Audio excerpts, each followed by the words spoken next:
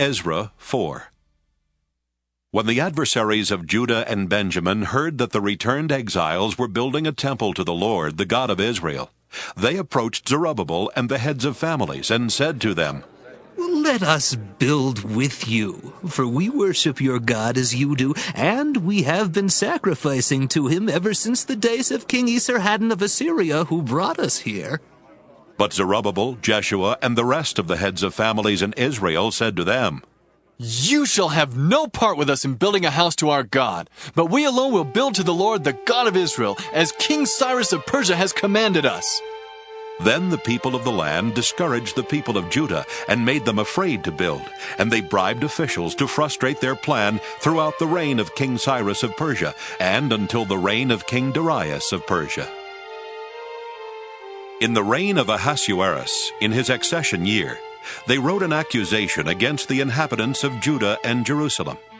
And in the days of Artaxerxes, Bishlam and Mithredath and Tabeel and the rest of their associates wrote to King Artaxerxes of Persia. The letter was written in Aramaic and translated. Rehum, the royal deputy, and Shimshai the scribe wrote a letter against Jerusalem to King Artaxerxes as follows. Then Rehum, the royal deputy, Shimshai the scribe, and the rest of their associates, the judges, the envoys, the officials, the Persians, the people of Erech, the Babylonians, the people of Susa, that is, the Elamites, and the rest of the nations, whom the great and noble Osnappar deported and settled in the cities of Samaria and in the rest of the province beyond the river, wrote. And now this is a copy of the letter that they sent. To King Artaxerxes, your servants, the people of the province beyond the river, send greeting. And now may it be known to the king that the Jews who came up from you to us have gone to Jerusalem. They are rebuilding that rebellious and wicked city. They are finishing the walls and repairing the foundations. Now may it be known to the king that if this city is rebuilt and the walls finished, they will not pay tribute, custom, or toll, and the royal revenue will be reduced.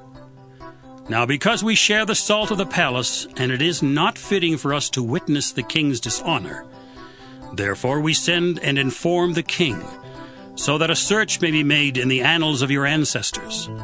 You will discover in the annals that this is a rebellious city, hurtful to kings and provinces, and that sedition was stirred up in it from long ago. On that account the city was laid waste.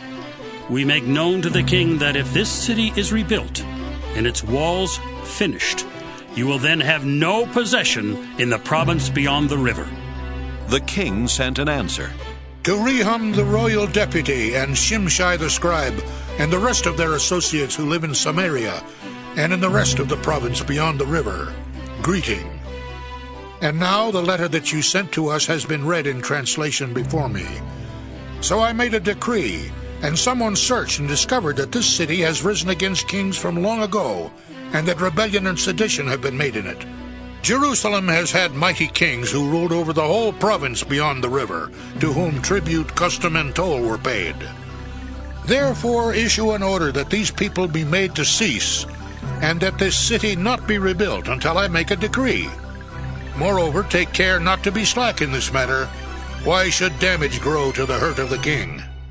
Then the copy of King Artaxerxes' letter was read before Rehum and the scribe Shimshai and their associates. They hurried to the Jews in Jerusalem, and by force and power made them cease. At that time the work on the house of God in Jerusalem stopped, and was discontinued until the 2nd year of the reign of King Darius of Persia.